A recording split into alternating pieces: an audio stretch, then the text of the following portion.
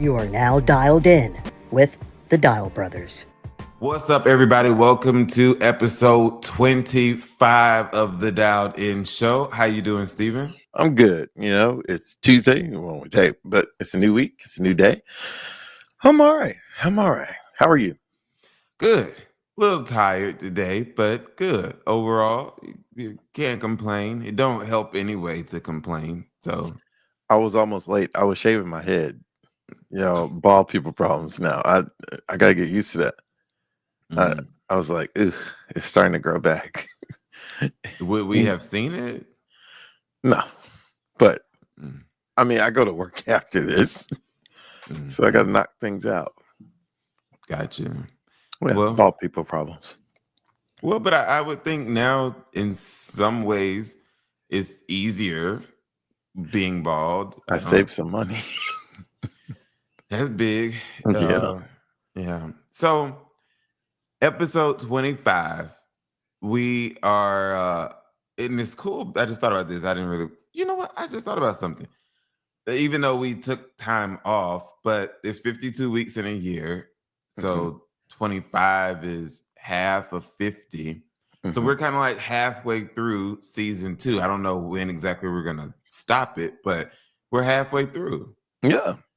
And like I said, I've said this from the beginning. We have a loyal following. I just want more of a following because it's people who message me about our episodes every week, and we thank those who listen and watch every week. I just want y'all to share it. Right. It's kind of like Jesus. If you really love him and talk about him the way you do, you ought to tell somebody about him. You know, so tell somebody about his children. His children. Y'all are too. Well, I don't know what you are. If you. Oh my God. But I don't know what you are. Some people don't believe in them. So that is true. But this like would you rather today is interesting. I remember this kind of circulating with different people and different amounts. But I lowered the amount. I mean, the original amount was 500,000, but I'm trying to make it more realistic. 200,000 ain't realistic either, but yeah. So would you rather? I thought you were going to ask it. I thought you were going to introduce the question. So would you rather, and this is for all of us, everybody, would you rather get $200,000 or have dinner with Barack Obama?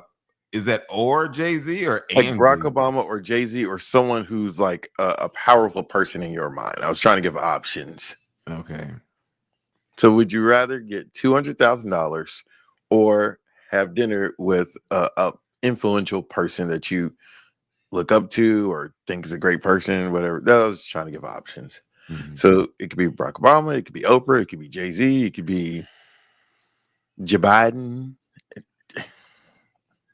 I think the lower the number, I was trying to lower the number. The more I possibly would take a dinner with someone influential. Really? Yeah. So $200,000 or Barack Obama, you would have dinner with Barack Obama. No, I didn't say that. I just said I just said the lower the number, the more I might be willing to have dinner. let's make this realistic. $50,000 or dinner with Barack Obama. I would do the dinner. Not gonna lie to you. And here's why. Let me see how I can say this. Here's why. For one, when Jay-Z was asked this question, Jay-Z said, "Take the money." Yeah, because it's like as much as I might like Barack Obama, now me personally, I don't care nothing about me and Jay-Z. I don't have anything against him. Jay-Z's my goat, but okay. So, it's like, okay, what we gonna talk about that's worth $200,000? Yeah, exactly. Or 500,000. Like, nah, I don't. It ain't that deep. It ain't nothing you can tell me, unless Obama, you about to give me some Jake Tapper type stuff, and I can go write a book. Which he's not. Right. So it's like it's not worth that amount of money. But I think, let's say, because you say, okay, what if it was $50,000? Yeah, let's be more realistic. $50,000 or dinner with someone influential. For the average American, $50,000 is a number that you can grasp. Mm-hmm. I think the median income around the country is like 40 something thousand dollars, maybe. Mm-hmm. It might be a little more than that. So I'm saying there's so many people that make $50,000 in a year, is what I'm trying to say. So that number is like, okay. Now, don't get me wrong. Do I have $50,000 right now? No. Do I have 40? No. 30? No. We can keep going. No. Keep going. Right. 10? No. So yes, is that still a significant amount of money? Yeah, but I think at that rate, just like I'm probably not going to just get handed $50,000 tomorrow. I Mm-hmm. also wouldn't just go have dinner with Obama tomorrow. So I'd take the dinner if the number was that low. But And of course, you would probably get a picture. yeah, had to say pictures worth 1,000 words. It's not worth $1,000. Not a picture with Obama. No. So which one would you do? Which one would you take? If it was $50,000, I would do the dinner. If it was 50, and I get to pick the place. Why does the place matter? Because this ain't about to be. Oh, you saying you're gonna go some expensive place? Yeah, this ain't about to be we going to some rib shack, and this ain't about to be no wholesome thing. No, I picked the place. This ain't going to Chili's. No, I picked the place. It has to last for at least 2 hours. This ain't about to be no 30-minute thing. I need to be able to bring in photographer, videographer, because I need proof, evidence that this took place. Well, hold on, what? So there got to be stipulations to this dinner. What are you going to talk to him about for 2 hours? Obama? Yeah, I think first of all, he's the first black president of the United States. Mm-hmm. But scratch the black part. He's the former president of the United States. Mm-hmm. I think 2 hours isn't enough of all that he could talk to you about. The majority of the time, I'm just gonna be sitting there listening. Just I'm gonna ask questions, but it's just like, so even something as simple as like, are the beds comfortable in the White House? like just what is it? What was it really like? Just day to day, not in front of the cameras. I would say you said you on a video crew, so is this dinner being recorded? Well, okay. Here's what I would sign, like almost like a non-disclosure agreement, but maybe for like parts of the dinner. Okay. I would want it recorded just for me to have. Oh, you wouldn't post it. But I wouldn't post like the entire 2-hour dinner. No. But I would want there to be a portion that we're talking about just nothing that I think I would want permission to be able to post. But yeah, no, I wouldn't want to publish the entire thing. So you want a fancy restaurant, you want 2 hours, you want video and audio capabilities. Anything else? Not really. If I got video with you and pictures, I'm good. And if I could pick, and I think this is a completely different question. If you could only pick one person, who is your one person? Even if it's not Barack Obama or Jay-Z, who's your to have dinner with? Yeah. And let's just forget the money thing. Like, you're just saying if you could pick one influential person or one celebrity to have dinner with. I mean, Jay-Z is one of my favorite rappers, if not my favorite rapper. So he's high on the list. Denzel Washington, I would have dinner with. Like I wouldn't have dinner with Michael Jordan. Why not? I would have had dinner with Kobe though. What about you? What's 3 people?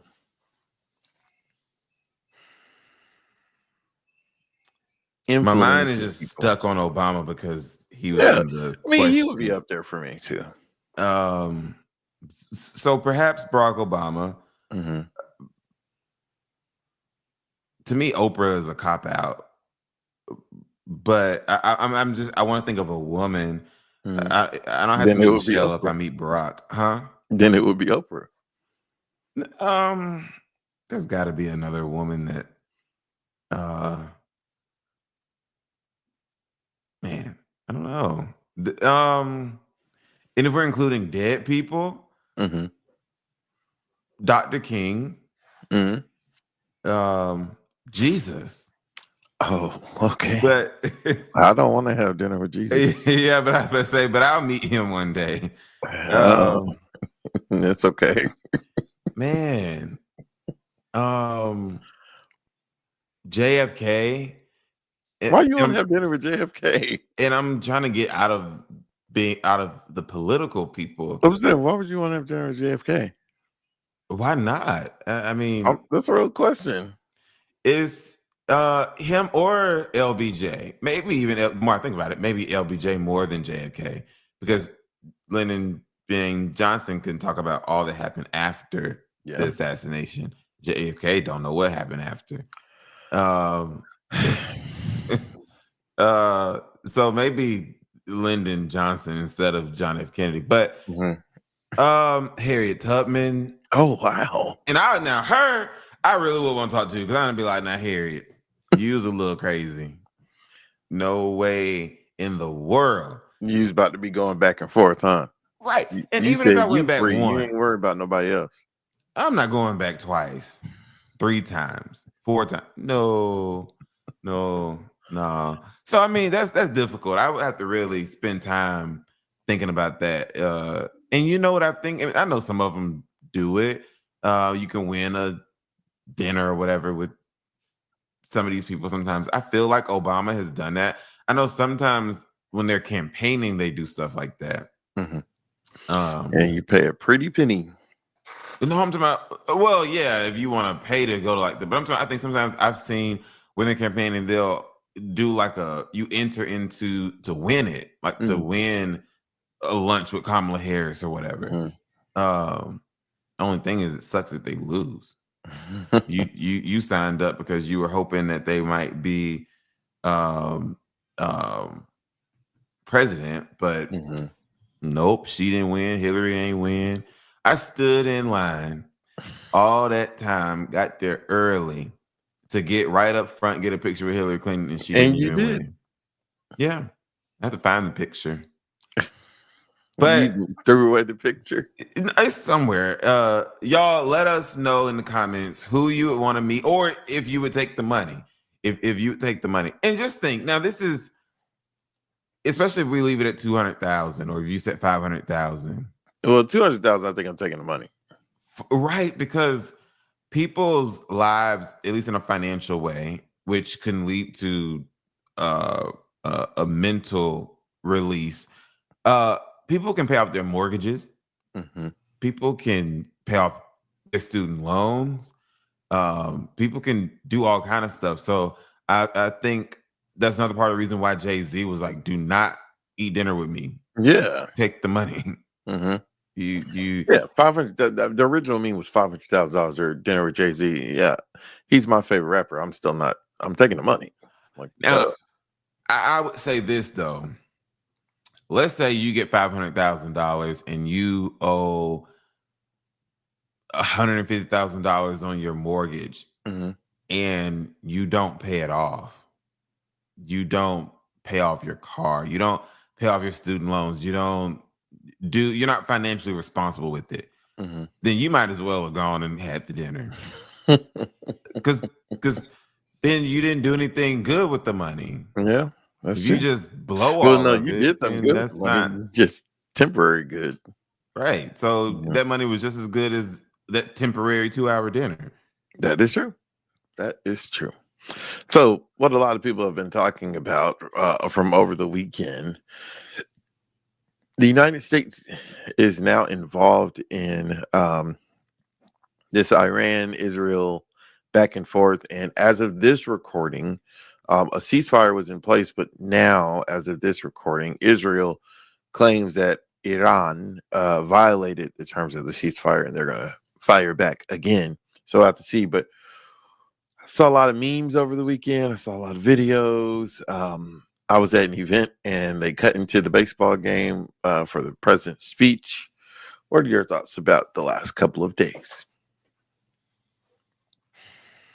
It's first of all, it shows that it's another promise that's not being kept as far as Donald Trump, and we have to, especially you, but me too. And I think all of us should, but especially journalists, you're supposed to speak in facts, not opinions, not other kinds of facts. So whether people like Trump or not, something that he was able to stand on was that in his first term, he did not get us into any wars. Those listening on podcasts, I'm doing air quotes. He did not get us into any wars. And he really didn't. There's no need for the air quotes, but Right. he didn't. And as unpredictable as he was and is, and as much as he did stuff that was non-traditional, he did not get us into any wars during the first term. I think during the first term around the world, people really did think he's crazy. And like there was some fear. And so that's why he kept saying that the Ukraine-Russia thing would not have happened if he was still president. So here we are, 2024. He said that he was not going to get us into any wars, that he was going to end Russia-Ukraine on day one. He even said he was going to end it before he was president. Okay, we know all of that. So I believe last Friday, Levitt, whatever her name is, the press secretary for the president, she reiterated that he said he was going to take, and then, because again, I like to be fair as much as possible. He said within 2 weeks. A lot of people are so upset saying he said he was going to take 2 weeks. He said within 2 weeks. So to me, he has the right to make the decision at any point within the 2 weeks. I think he's dragging us into a war that we don't have to be a part of, at least not right now. Do you think, well, it's not a war right now. We're not in a war. We are not. I don't see how we not. Think about it like this. I mean, Israel started a war. Yes. But I'm saying we are not, we don't have boots on the ground. We're not in a war. We fired some missiles. Do we not?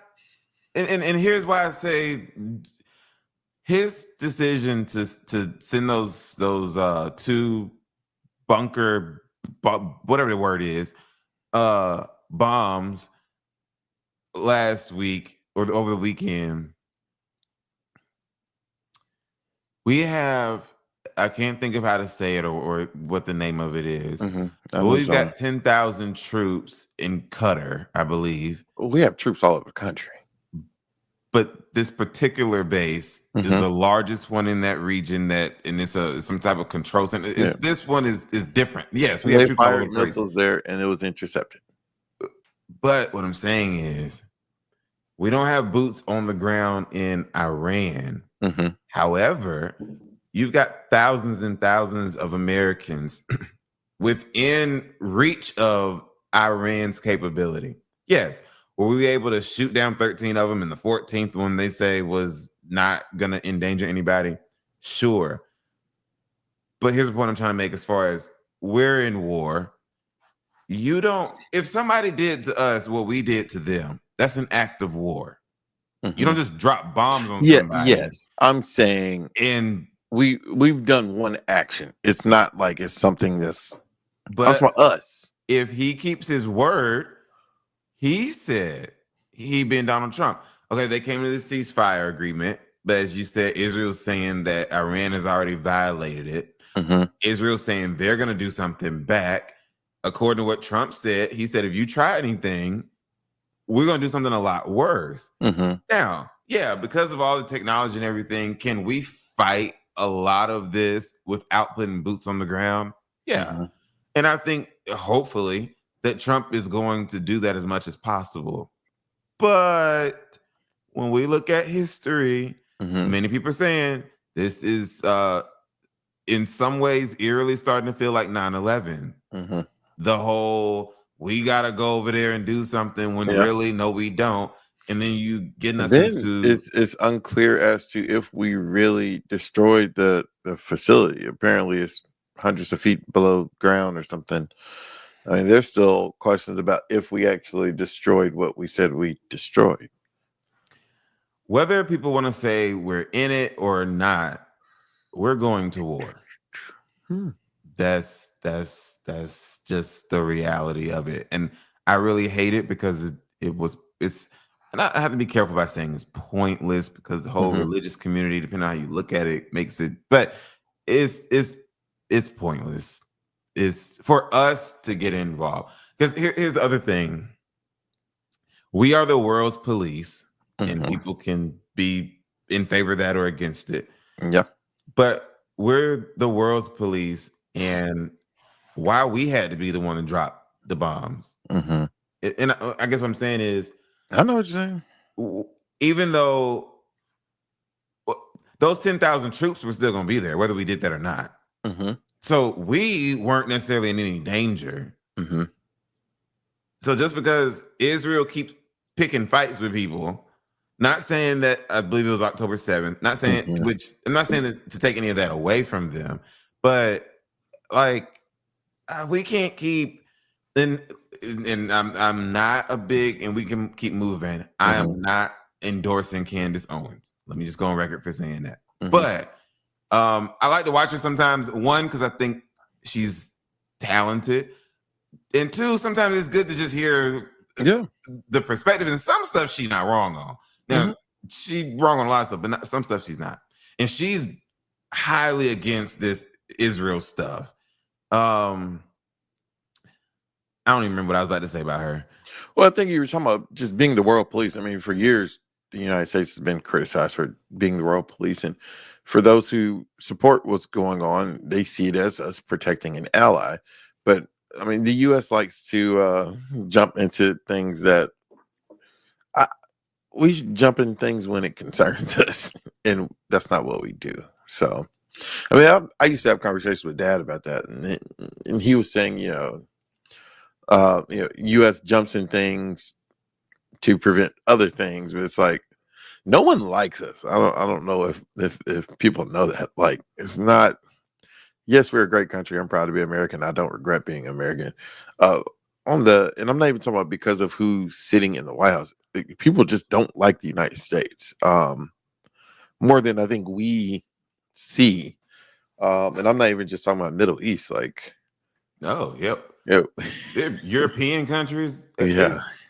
We've gotten to a point where people have to tolerate us. Yes. But they don't like us. And if you travel outside the country, you'll feel it. You'll see it. The people don't, now they'll take your money. Yeah. But no, people don't like us. And I think that now, but it gets into the hands of the wrong people. Money is made during wartime. A lot. A lot. Yeah. But it's also expensive though. So when you really think about it, we can't afford to be in a war. Because this is what would happen. And they were trying to say, well, if we make all the weapons and all this type of stuff, it'll be good for the economy. But the government is the one that's paying the money. Yeah. And the government don't have no money to do that. So we're just printing money. While, yeah, some of us would make money from it, but really there's a group of probably Republicans, the majority of them, who would benefit from it the most. I'm talking about in high positions. It's not going to be good for us. The lives that would be lost, not going to be good. And Israel needs to fight. Oh, this is why I brought up Candace Owens. Because she was saying that a lot of people love to say Israel can defend themselves. Israel can defend themselves. But then she said, but they never do. Yeah. It's always us. Like we always doing it. And she said, that's one of the fundamental basics of being a nation is that you can defend yourself. Yeah. And so if you can't defend yourself, are you even really a nation? Like we taking care of you. Mm-hmm. And last thing, two last things. First one, and I think you said something about this too. First president who made this type of a speech on Friday night or Saturday night, Mm-hmm. and he walked out with an entourage. Yeah, I just don't recall for that shot. I don't recall Bush or Obama or Clinton. I don't recall any president for that shot. I forgot what that shot is called. Well, But yeah, I there don't. have been posts of people showing Bush, Obama, Yeah, all yeah, of them, even Biden, and you yeah. stand there by yourself. Mm-hmm. And I think it shows that at the end of the day, I'm the president. Mm-hmm. I made this decision, Yep. and I'm standing on it. Mm-hmm. Not, I got these people behind me. So that's one thing. Second thing, dang it. What was the second thing? When you listen to his speech, and it's like, I believe Trump has speech writers, but one or two things. Either they kiss his butt so much or he don't listen to them. He's not reading the speech. He read that stuff on Saturday because he started sounding like he was high. Oh. The He said, God, we love you. yeah. No, The- we love you, God. What do you say? Why was the first person he thanked Benjamin Netanyahu? Second person or group he thanked, I can't remember. But then lastly, he said most importantly, the American soldiers. Mm-hmm. Candace Owens pointed out and said the first group of people he should have thanked were the American soldiers, because you're the one that's putting them in danger, Mm-hmm. not Benjamin Netanyahu. Talking about thank you and congratulations. That's kissing up to, that's politics. But why? I don't know. Yeah. What do we get from Israel? What do we benefit Politics. It's the votes. It's from politics. Israel? It's politics. It's foolishness. At the end of the day, we're about to be drug into something. People's children, people's sons and daughters are about to be drug into something that we have no business being in. And I thank them. The Dowden show thanks them. Stephen thanks them, because neither one of us stepped up to serve. And so I'm grateful and thankful to those who have, because I remember being on campus of Miles College, and that recruiter would be in the library every day. And I said, no. I said, now if you can guarantee me I'm not going to war, I do it. I think there's lots of great benefits and everything, but he said, I can't promise you that. I said, well, I'm not your guy. I'm so sorry. Let's transition to a lighter note. Well, we hope everything goes well with whatever happens. All right. On a lighter note, are we giving too much credit to Chick-fil-A, or are they really just the cream of the crop? Customers ranked Chick-fil-A as the most satisfying again when it comes to customer satisfaction. One food chain has been consistently ranked in the top for happy customers. According to American Customer Satisfaction Index, Chick-fil-A was voted the highest in customer satisfaction for the 11th year in a row. Is Chick-fil-A just that good for customer service? I will say, I think Chick-fil-A has forced some other businesses to step up their game, because I've seen better customer service at some other establishments now that are not Chick-fil-A. And it also says that they beat out brands like Panera, Starbucks, and Domino's. I think, for one, to answer the question, yes, Chick-fil-A is the GOAT. Chick-fil-A is second to none. And they're consistent throughout the entire organization. That It's is just true. a part of who they are from the beginning. And you worked for Chick-fil-A. No, I didn't. Oh, you just got a scholarship for Chick-fil-A. Yeah. Like, what you Oh. talking about? Well, we've all been around people who work for Chick-fil-A. Yeah. I remember there was a girl in my class, high school class. We used to mess with her. We would position ourselves whenever we got to a door at school for her to have to open the door. And we would do that on purpose so we could tell her thank you. And she would say, my pleasure. It was just like so in them. So I don't think we're just delulu about Chick-fil-A. I think they really are backing it up. Now, if we're talking about the food, No, I think we're talking about customer satisfaction. I mean, food may be a part of it, but I don't think it's saying Chick-fil-A is the best food in the world. I think it's saying for customer satisfaction, it's the best. but I think food plays a part in it. Well, the food not nasty. It's not, but I'm starting to feel like it's overrated Oh, wow. a little bit. I'm starting to, Wow. and I'm surprised I'm saying that, but it's like, I mean, You're what are going to the lose your options? Georgia card. But Why are you saying that you think it's overrated?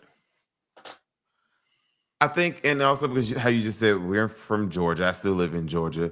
Chick-fil-A is a staple. Mhm. Chick-fil-A for many kids is a big deal. Like we're going to Chick-fil-A.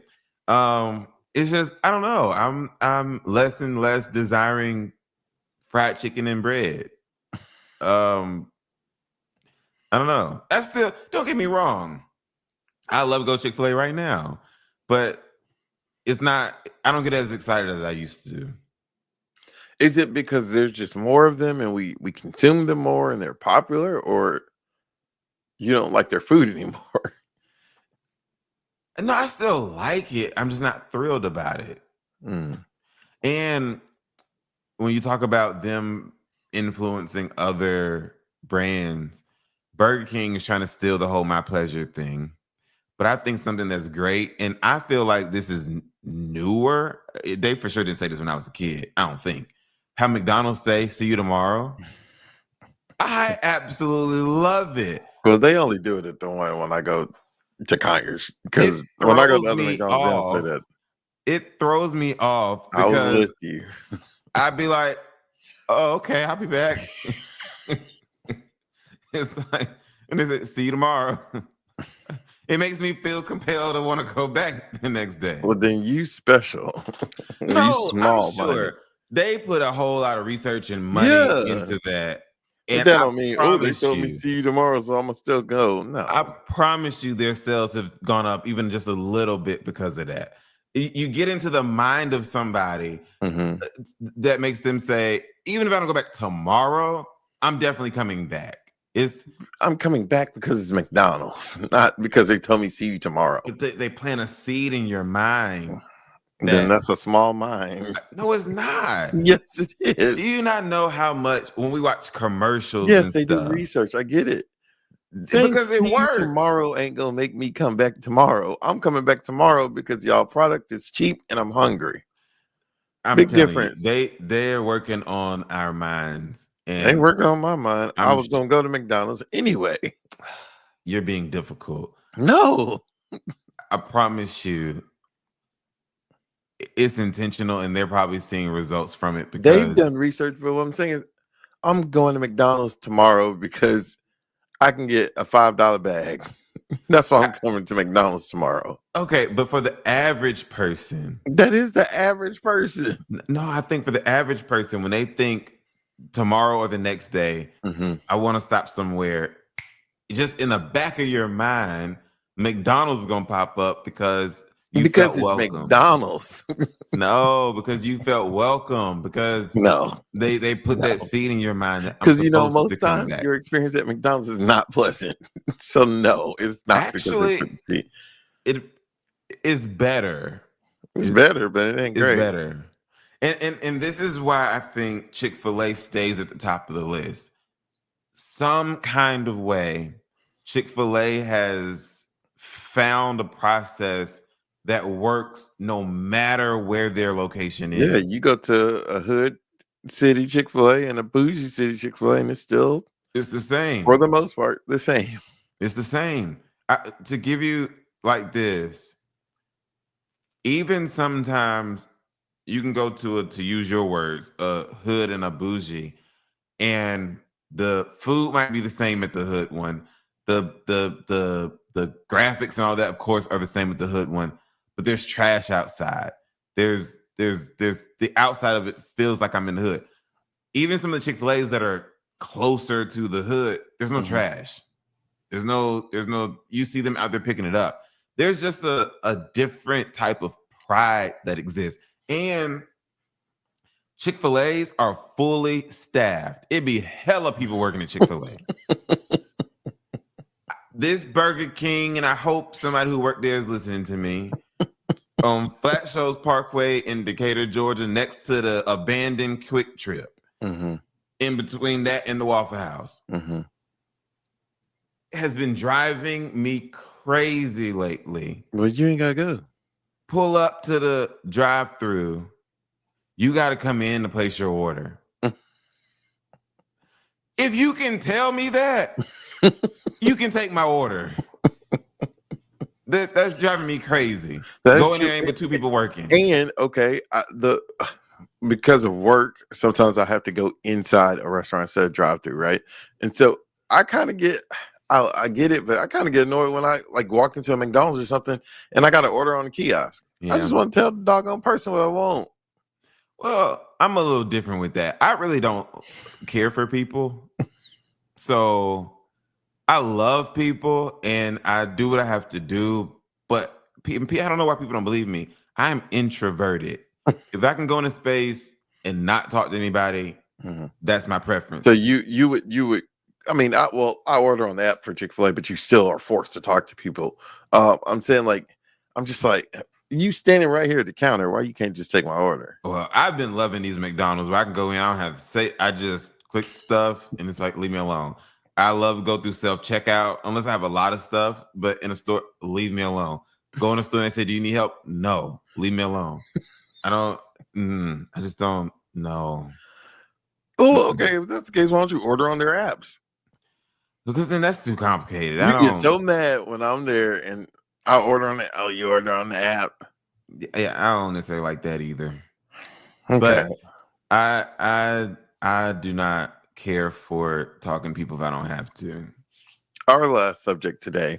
The governor of the great state of Texas signed a bill into law over the weekend. Well, it was before the weekend, but signed a bill into law that would ban cell phones in classrooms. Now, this was a bipartisan bill. Democrats and Republicans in Texas supported it. My question to you, Micah, is, and let me preface this, the law allows the individual school districts to make the decision of how they are banned. So, DeKalb County may say, all right, you putting them in these pouches. And then Gwinnett County may say, you leave them in your book bag or something like that. So, but regardless, cell phones are not allowed in the classroom. Do you think that's a good thing? They say it's because distraction. Yeah, I don't really have a big issue with it, to be honest. Really what's taking place just nationwide because of who the president is. And I'm gonna use a word that's gonna sound bad, but in my opinion, with certain things, it's not necessarily bad. We're regressing in our educational system.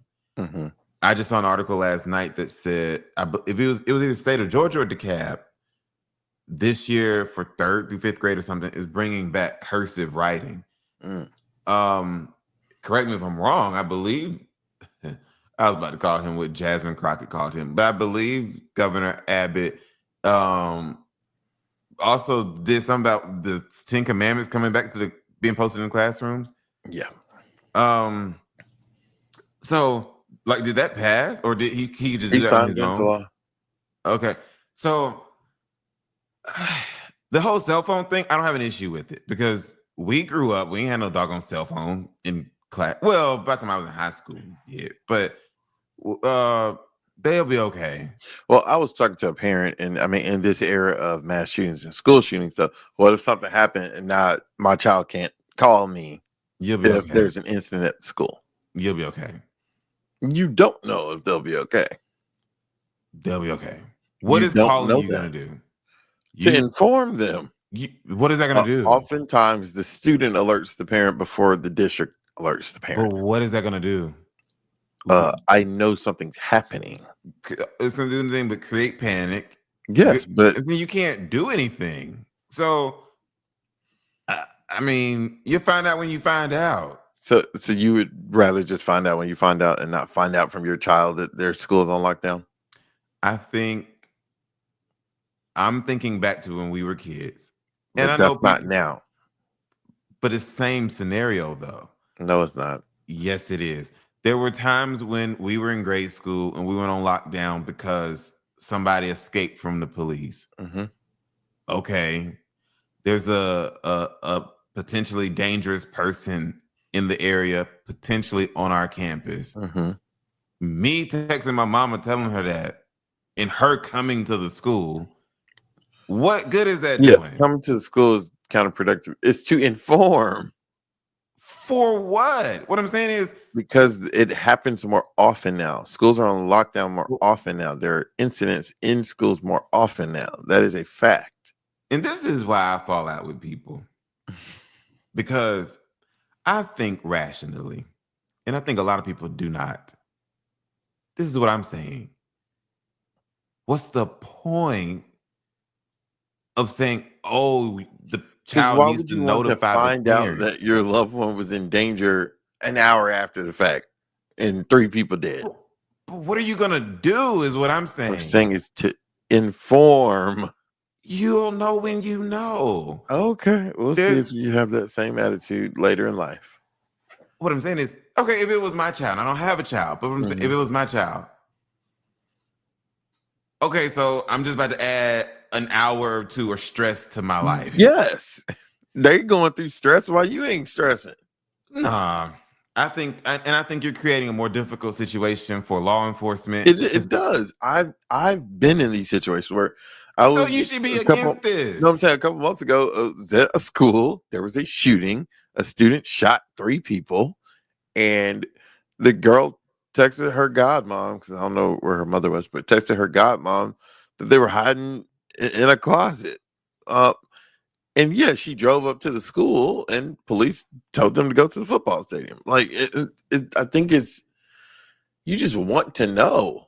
It's not There's a whole lot of yes, stuff I they can't want. do anything, but It's a it's whole to lot of what inform. we want, Okay, and you can't have everything you want. that is true. I was I- just providing a different perspective to a cell phone ban. Yes, students should not be on their phones. Duh. Like, it's a distraction. I agree with all that. I was just providing a different perspective. well, I don't like that perspective. And okay, so and some schools are different and disadvantaged, but okay, you can like text on a laptop, right? Yeah, Or an iPad. So that doesn't take away the distraction. it will eliminate a lot of them. It would. And It- then it depends. Okay, so is the teacher going to be losing productive class time from being a doggone cell phone monitor? Like if I this don't district think says keep so. them in your bags versus everybody ain't got lockers now. So like you can't say keep me in your locker. I think if there was there's ways to come up with it. I think the whole this debate is overcomplicating it. Don't be on your dadgum phone. If you do, you go into detention or something. You just can't be on your phone. Okay. So I'm not against it. I know I there's gonna be a whole lot understand of why. kids. Huh? I understand why it I passed. think there's gonna be a whole lot of pissed off kids. Oh yeah. They're gonna just lose their mind. Like, oh my goodness, I can't have my phone for 7 hours of the day because I would imagine that they could have it during lunch. Why? Well, no, I think that's crazy if they can't have it during lunch. Why do they need it during lunch? It's to take away the distraction period from the day. Why would you so allow them to retrieve it at one point in the day? No. Oh, so this is like you can't have it at all in school. Yeah. Why would you allow an opportunity to retrieve it for it to now be brought back into the classroom to disrupt class? I guess what I'm thinking and how you said each district can determine how they want to enforce it. What I see in my mind is, and I've seen this, in just like how some teachers just come up with their own rules. You walk in and there's like a basket or something, Right.